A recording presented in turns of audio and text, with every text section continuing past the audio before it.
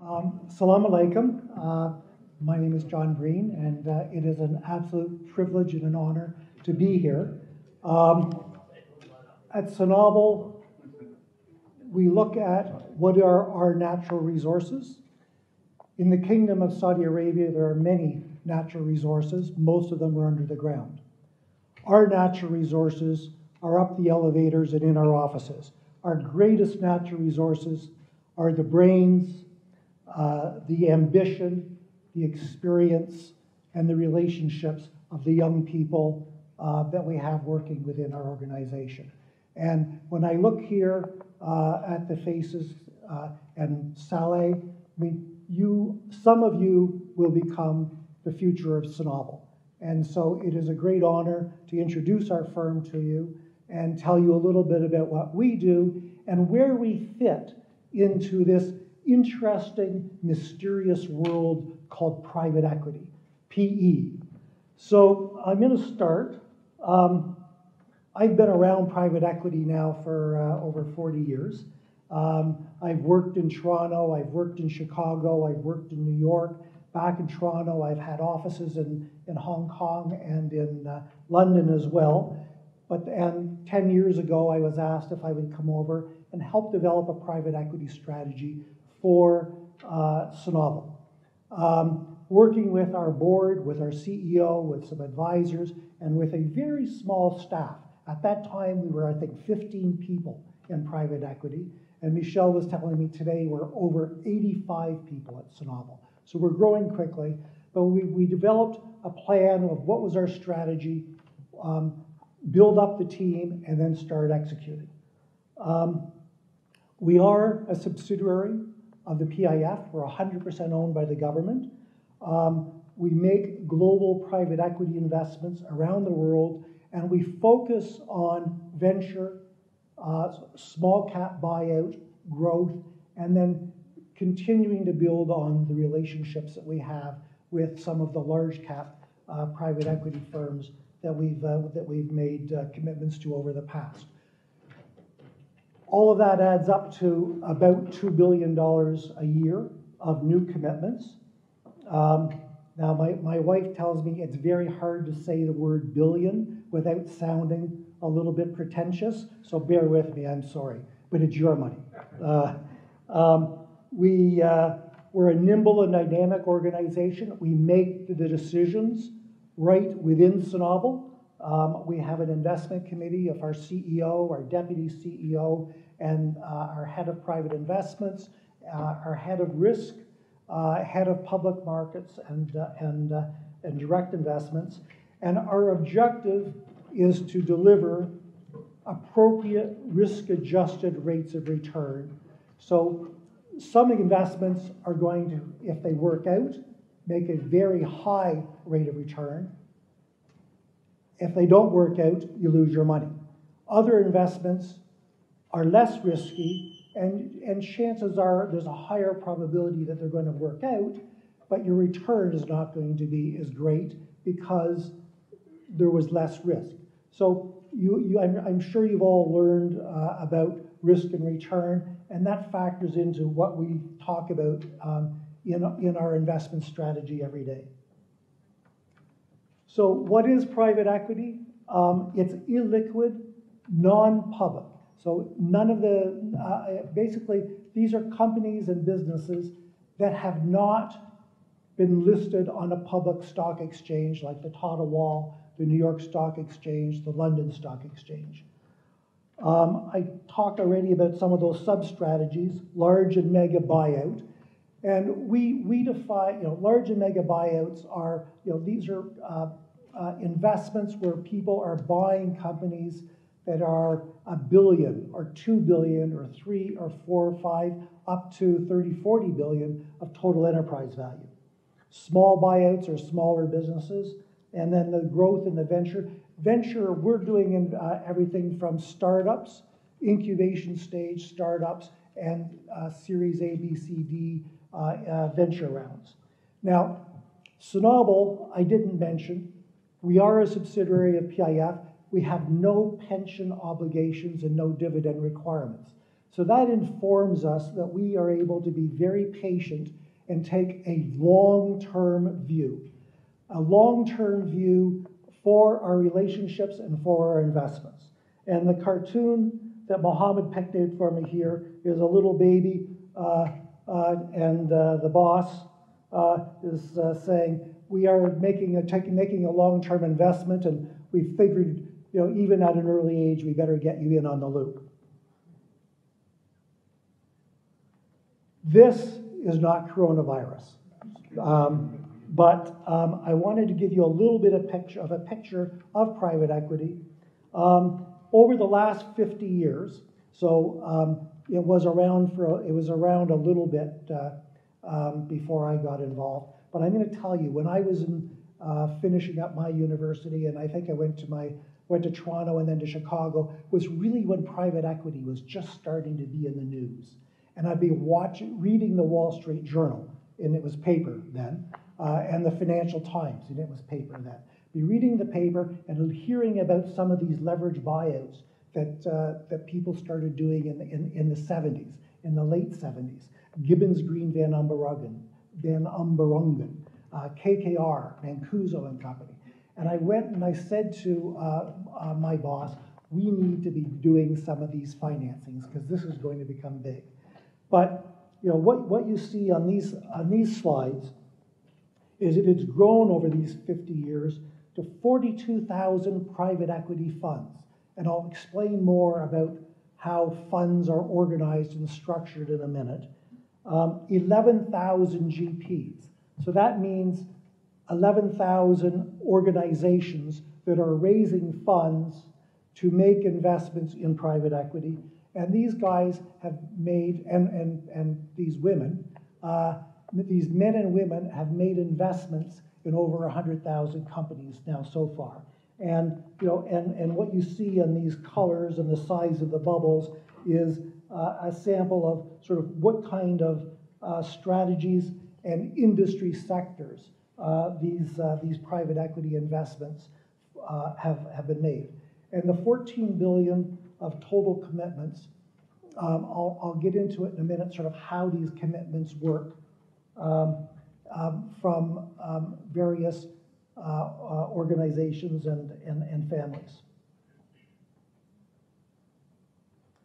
I also just want to say I'm happy to make this interactive.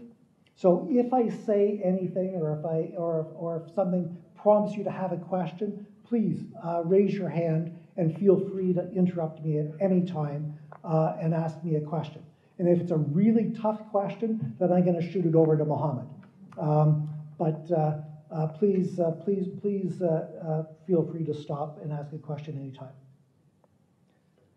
So despite all the billions that I just spoke about, it's very interesting to put this into context. And the context is that you can see with the dotted line that we are still, as private equity, under 2% of the total enterprise value, or actually it's not the total enterprise value, of the market cap, the equity value of all of the stocks on the MSCI.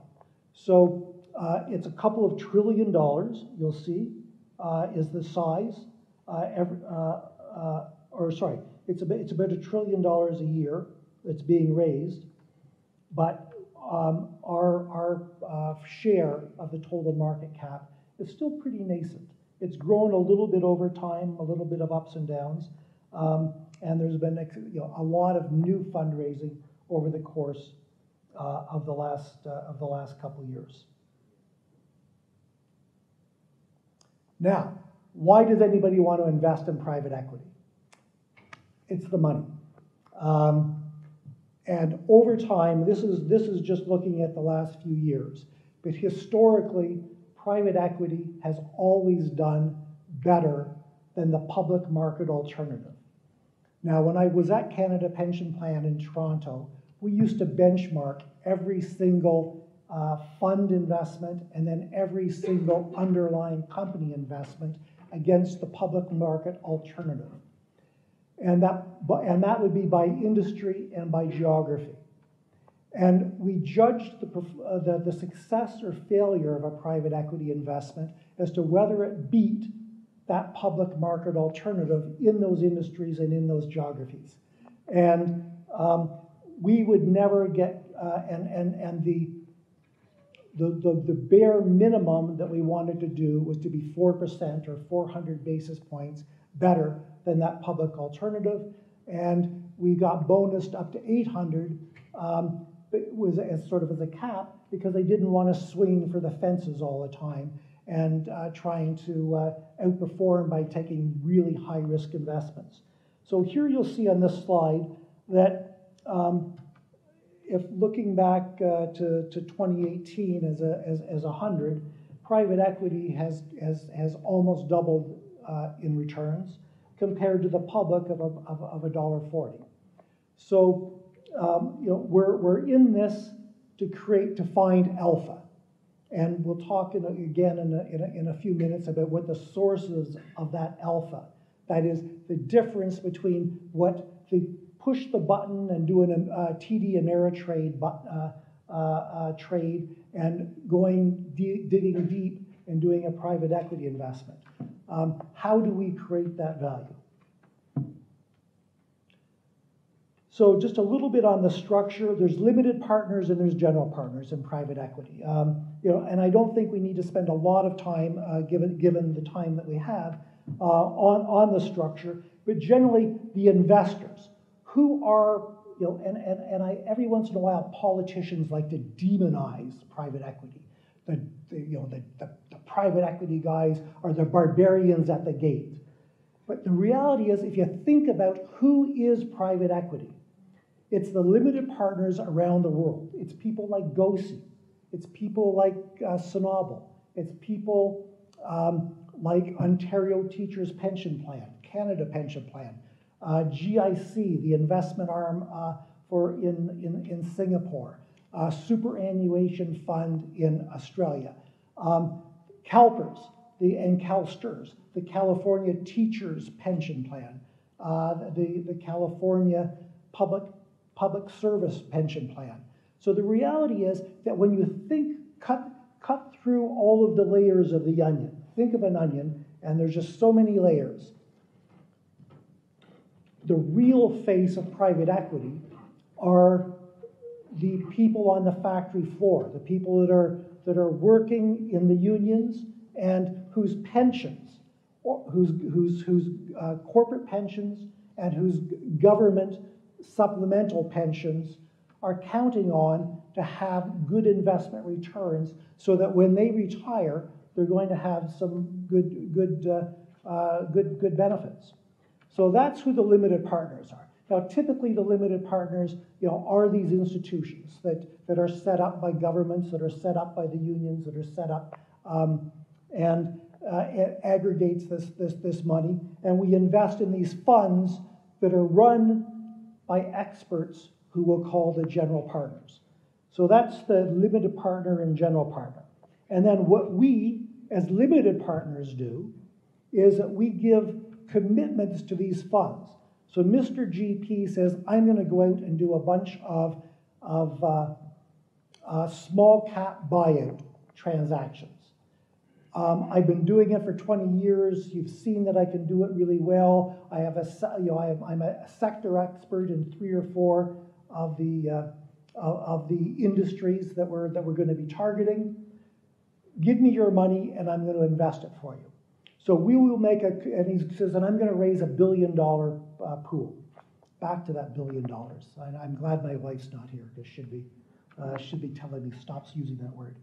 But what they say, and they'll say, okay, so we're going to go get a bunch of institutions. So we're going to get some of the pension plans, some of the insurance companies, some of the family offices, and they're going to make commitments. So let's say they got 10 of them to give them a $100 million commitment each. And then what they'll do is over time, they'll have drawdowns. So when they find an investment, they'll do what's called a capital call. And they'll call us up and say, we have a $100 million investment. You're 1/10 of the fund.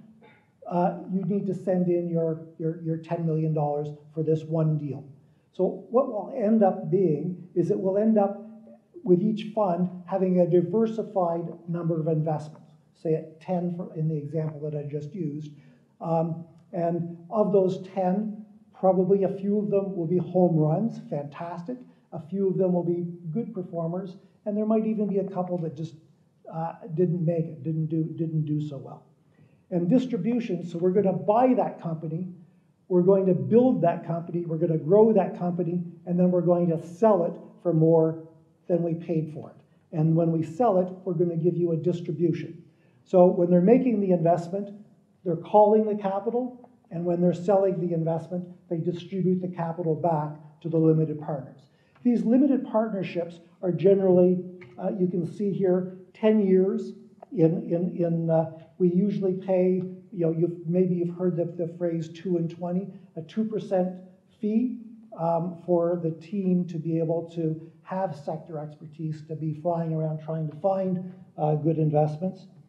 But the important thing for the GPs, like why are they doing this? It's not for the 2% fee, it's for that 20% carried interest. So what we're saying to you, you're taking our money, you're finding very good companies, you're going to grow them, you're going to sell them for more than you paid for them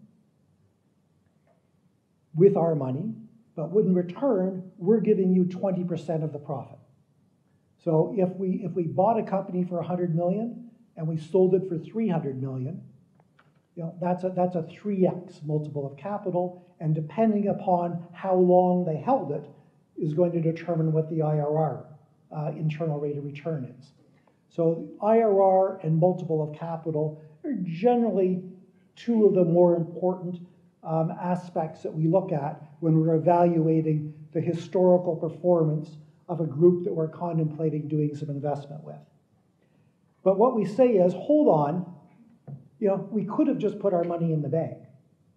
We could have just pressed the button and put our $100 million into the public markets.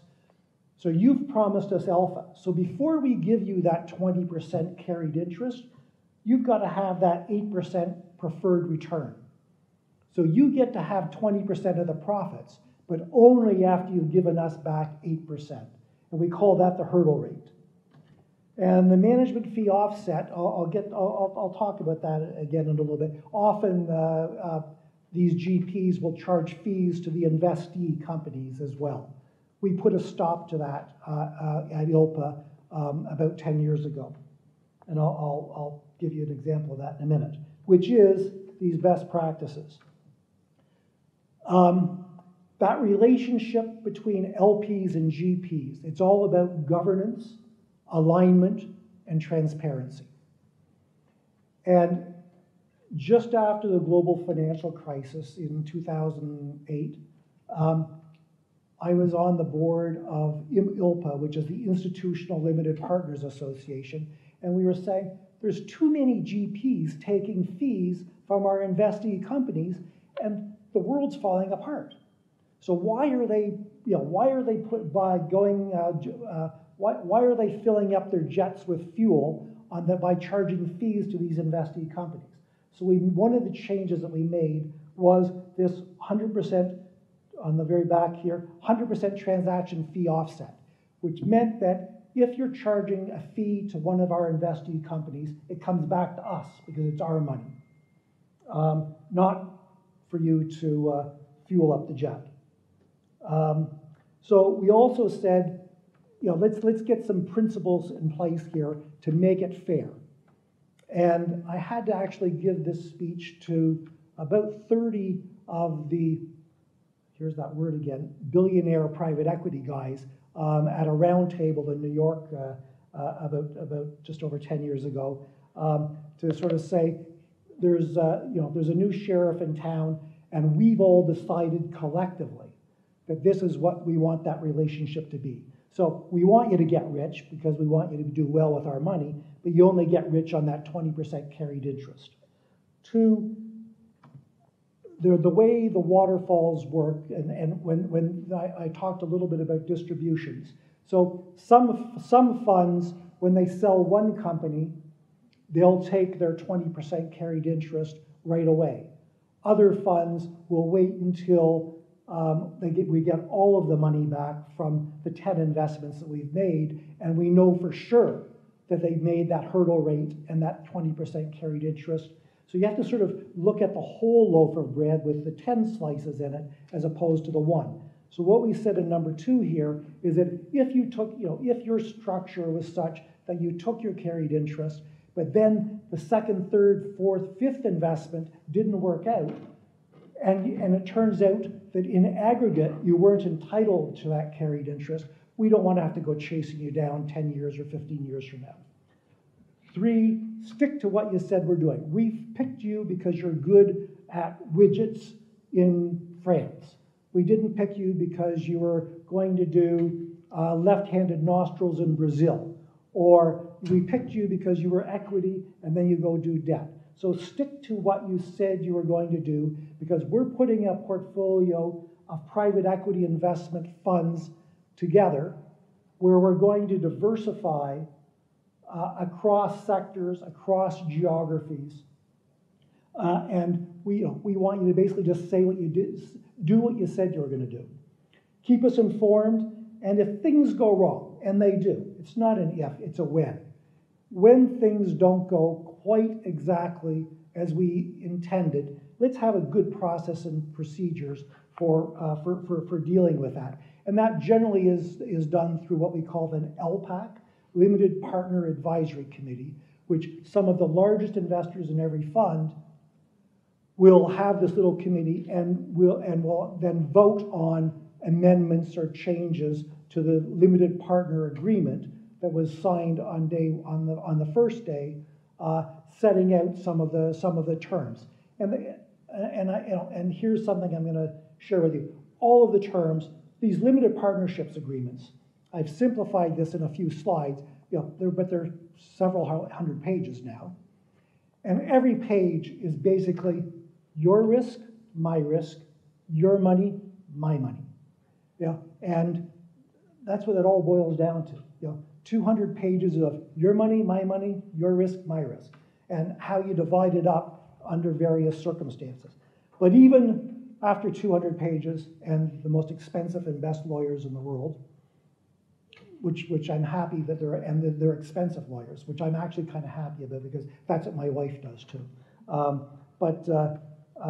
We still have to come and look at amendments from time to time for things that we didn't contemplate, because things come in from left field, to use a baseball term, and we didn't anticipate it, or someone said, you know what, 350 pages for this agreement is enough. We'll deal with it if we have to on a one-off basis. So the importance of manager selection. I've talked to you about how private equity in general does well and does better than the public market alternative, but not everyone. So you all know what a median is. It's like the world. Half of the world is above median intelligence, half the world is below median intelligence. Also in private equity, top quartile performers are the ones that are delivering most of the alpha. So the average of private markets generally does not beat that public market alternative. So therefore, our job as private equity investors is to pick the managers that are going to be the ones that outperform. And if you pick everybody, then you've got the average, which is why I say in here over-diversification is not our friend, because then we're just going to come down to the average. What we want is, and there was a Harvard business case study. They did a case study on us at CPP one time, and they quoted I always said, we go big with the best. We want to have a concentrated portfolio of just the very best from around the world. And it's just go big with the best, because the best are the ones that are going to have persistence of returns. And when I say persistence of returns, it means that they've developed the playbooks, the skills, the physical presence, the relationships. They become a lightning rod for good transactions. And that gives them persistence that if they did well in the past, people are going to want to do business with them in the future, and it enhances the probability, but doesn't make it certain, but enhances the probability that they'll be an outperformer in the future as well. So when we're evaluating a manager to find these top quartile fund managers, we're looking at their track record. Have they been, is this a first-time fund? Are these people that have worked together as a team? You all have worked together as teams, and you know where to pass the soccer ball or pass the puck, or because you can anticipate where people are going to be. So lots of times we will attach a premium value to teams that have worked together for a long period of time, as opposed to 5 of the smartest all-star team players that are coming together for the first time. There's strategy. Is the strategy consistent with what their track record is? Alignment of interest. I've got a couple slides on alignment. To me, that's the number one thing I look at. It's do you have skin in the game? So you're taking our 100 million. How much in every one of the deals are you putting in? How much confidence do you have in your capabilities? Are you putting a couple dollars in, or are you putting a significant amount of your personal wealth in, so you've got that appreciation of the downside? With the carried interest, we're giving you a bigger share of the upside, but we want you to have in the back of your mind always that appreciation of the downside if it doesn't work out the way you did, and motivating you to get up early and stay up late and work to create value, and the team. We've talked about, so all of these are just things we look at. The capabilities, the stability. Are the people that are on the team now the ones that did the good deals that we're saying they're the ones in the past that created the value, which we're hoping to see the persistence of, or are they all gone off to work somewhere else or start their own firms? It's very subjective. I mean, this is the good news for Saleh and Mohammed and me, is that there is no algorithm that's going to tell you who the best private equity firm to invest in, because we're giving them our money to invest over the next 3 or 4 years, and then they're going to be creating that value over the next 4 or 5 years, and then doing distributions. So we have to make a lot of subjective judgments on what we think their capabilities are going to be. I think when we look at alpha, the ones that do it well, they're buying companies at attractive prices. They're doing great operational improvement, implementing great improvements in the operations. They're bringing best practices from their experiences at revenue generation, manufacturing efficiencies, M&A, mergers and acquisitions, internationalization of their businesses, taking that great little business that might be strong in Europe and taking it to America. It might be strong in America and taking it to the Middle East. Digitization. It's amazing how many companies around the world haven't even begun digitization. Going in and making things more efficient. Getting them IPO ready, ready to take them for an initial public offering. Loans, helping them with their financing to make sure they have the most efficient capital structure. Some of these companies are going to have a high degree of leverage if they have a lot of free cash flow.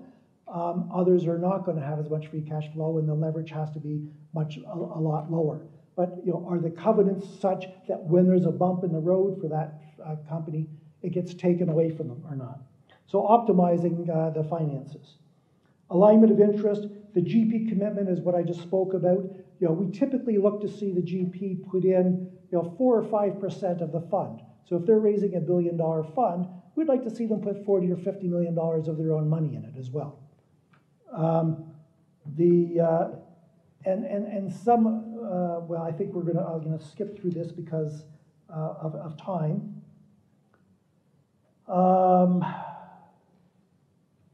one source of misalignment is because private equity has been out there for 40 or 50 years, it started out as what we call a cottage industry. It was a group of 5 or 6 men and women who were very good, saying, we're going to go out and make some investments. And then they were successful, and they raised fund number 1. And then because of that success, people gave them money to raise number 2, up to number 10 and 11. And they went, geez, we've been concentrating on North America. We should do Europe as well. So then they raise a Europe fund, and then they raise an Asia fund. And then they say, you know what, let's raise a credit fund too, because we know we're seeing all these deals that need credit. So then they raise a credit fund. And you know what, I bet you we can take our brains, our resources, our experiences and do well in the Middle East or in South America. And so then they raise a Latin fund, they use an Africa fund. So sooner, and then they'll say we can do infrastructure as well. And oh, you know what, we've got all these people now, back office accountants and lawyers, we can also do real estate. So what we have seen over time is the most successful private investors have become financial supermarkets. They started out as small private equity buyout firms, and over time, with their success, they've been able to become basically financial supermarkets with product on every alley. And that has created for some a lot of strengths, and we can have lots of debate as to whether or not that is good for us as investors in the buyout fund or not. But it does mean that then they say, okay, now we're going to monetize future fees and carry, so we're going to go public. And so then do they worry more about what their stock price is, or do they worry more about the investment in that private equity fund that we did? So these are things that and there's no right or wrong answer, there's no absolute, but there are things that we have to, in balance, aggregate all these things together and come to that subjective judgment as to whether or not we think these guys are great or not. I remember I told you about capital calls and distributions. Calls are when they ask you for the money to make the investment. Another little funny piece, and no one's laughing, so I think you sort of have to be in the industry. The only time he's nice to me is when he wants a capital call. It's amazing how the GPs all laugh at my jokes when I tell them, and it's because they know they can see all of Sanabil's money behind me, and so they laugh even when it's not funny. So I just have to say, I think the future of Sanabil is going to be with a couple of the people in this room, I'm sure, and my colleague Michelle is going to talk to you a little bit about our world-class training program. Saleh came through it as a graduate of Al Faisal. Mohammed came through it as well. And I'm hopeful that what I talked to you about gives you a little bit of a feel for what private equity is. Any questions before? I'm going to leave the questions after Masha'il. Maybe Okay. we can leave like a room for the question and answer just for the time. Terrific. All right. Thank you so much, John. Thank you. Thank you. Because just to be honest, John, if you want to have a seat here, you're welcome on the stage. That's what I could be closer. Masha'il Shbaili, she's actually, I dealt with her for a few years now. Yeah. And she's the HR manager at Sanabil, and she's going to tell you more about the program they have, job opportunities, and so on. Thank you. Assalamu alaikum. Hi, everyone. It's our pleasure to be here in the Faisal University. Thank you for your time. Thank you for the opportunity. Before I start, please allow me just to tell a short story that happened in the Faisal. This is fine? Okay. So just a short story to start the talk. During the summer, when I walked in this morning to the campus, I remember a story that took place this summer. My son, he's 14 years old, came and said that Al Faisal University are holding a very good enrichment program during the summer. I think it's a 3 weeks program. So he decided to come as his friends tell him a good stuff, that it's a very good program. And at that time, he just launched his video gaming accessories business. He had online shop, so he thinks that the program will be a benefit for him. So we came to the school, but unfortunately, the deadline for the registration was closed. but my son doesn't take no as an answer. So he said, let's reach out for a higher authority. And then I felt like, what can we do? So we went to His Excellency, Dr. Al-Hayaza, I believe, and then he was generous enough to meet my son. At that time, he said, like, why you're here. He started to explain why he wanted to be enrolled in this program. He started to explain how did he save to start his business, and like how this program will be an added value for him. So at that time, Dr. Al-Hayaza just picked up his phone and said, please facilitate and enroll him in the program. And I'm so grateful that he did. I actually, in the second round, I enrolled my older son, who's 17 years old, and at the end of the program, like, he figured out what did he want to study in the school. He wants to go for fintech because he has a good finance teacher. So I think Faisal is doing a really great job. Going back to the opportunities for yourself, guys. In Sanabil, we have a couple of programs. We have the COB program that, as Mr. Mahmoud explained, we've been working together for a long time. Our program is actually a 7 months program. I know your program is 4 months, but usually we extend as we have a very intensive program, like dealing with our professionals, having opportunities, like to add exposure for the investment opportunities. We also encourage our co-op trainees to take the CFA. We support them financially, and we actually enroll them in some courses to help them to get the CFA. This is for the co-op program. We also have our world-class training program, which is 1 year program. We target like talents, and just like yourself, we always look and aspire to have good talents, finance graduates. We do, the program is a 1 year training program, and we have the criteria to be accepted is like having a very good GPA, having graduating from a very good school. So the filtration and the selection process is not easy. They go through some exams, interviews, assignments until they get enrolled. After enrolling in the program, usually we have the 3 months of the international assignment. So we will send our trainees for a secondment programs with our partners like in JP Morgan, Cambridge Associates, where they will have the exposure and will shadow the associates working in the firms.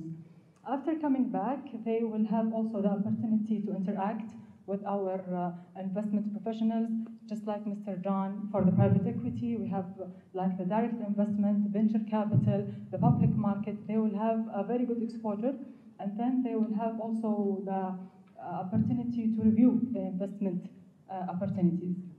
During this year, we also encourage them to take the CFA level 1. We will support them. We will enroll them in courses if needed, but it's usually we give them the flexibility. Some students, some trainees like to be self-taught. Some will be enrolled in courses. It's up to them. But this is a mandatory to pass the program, to pass CFA level 1. So we have 3 criteria to pass the program. You have to have you have to pass CFA level 1. You have to have satisfactory feedback and performance evaluation in the internal rotation in Sanabil, and also a satisfactory performance from the international assignments. So it's like a 1 year program for trainees. The trainees who pass these criteria will be offered a full-time opportunity or employment in Sanabil. We do have an internship, summer internship for 1 to 2 months, also for finance people. But the thing is that the only thing that I'd really talk more during this session, and I'll give one advice that I always tell to my 17-year-old son, is that I think everybody knows that we are living in a very competitive world. So you have to find your point of distinction. They have to be unique. Other than that, a lot of people will just hit the ground and get the good opportunities. I mean, I think we are in the market. There is no place for the average people unless you are equipped with something that makes you unique, makes you remembered after the interview. You will not get for the good places. I remember 5 years ago, when I started actually with Sanabil in the program, we didn't have people who have like CFA while entering the program. But for now, like I can say 30% who are applying for Sanabil already passed CFA 1, which gives them like advantage over the other applicants, and we'll look at them like in a different way. They will be on the top of the list. They will of course go through the process, the interviews, the exam, everything. But I mean, we don't contact all the applicants, but this one will, this criteria will give them an advantage over the others.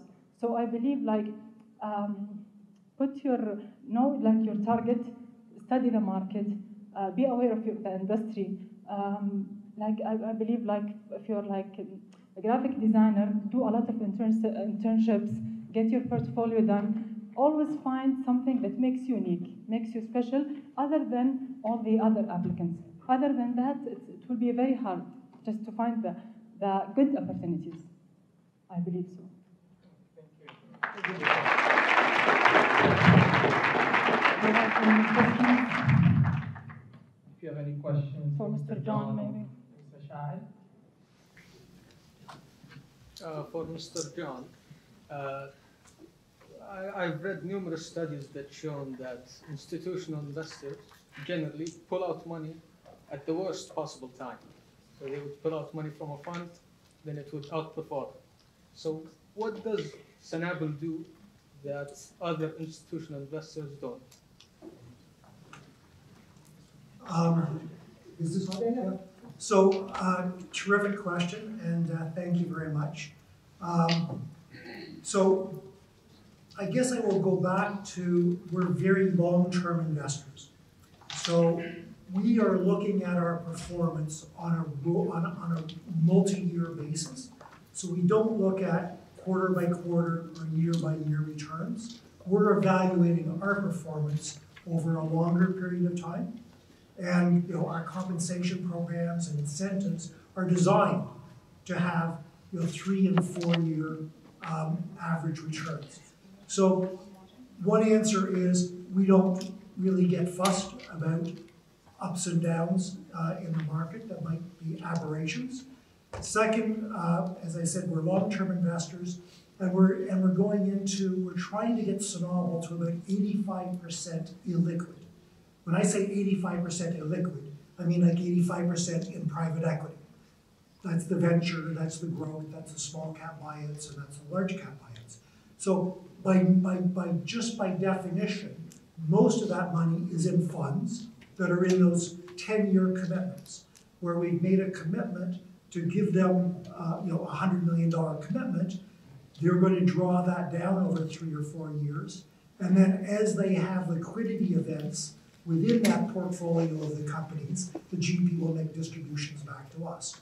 So we, and they're doing quarterly valuations of what the companies in those portfolios are, but they're not liquid. So the reality is, even if we were tempted to pull back, it's very hard to. Now there is a secondary market, so you can sell anything if you want to at the right price. But I think the real answer for us as private equity, I think what you just described is probably more likely to happen in the public market. Some of the best returns have been made by people that went into the market in March of 20 when there was such a huge crash in values. The returns have been amazing since. So we just don't think we just don't pay attention to short-term aberrations. Thank you for your question. All right, thank you. Thank you so much, Mr. John. All right, we're running out of time. So with that, they're here. If they would like to talk to them in person, one-on-one. Thank you so much, everyone, and thank you so much for all of this. Thank you very much.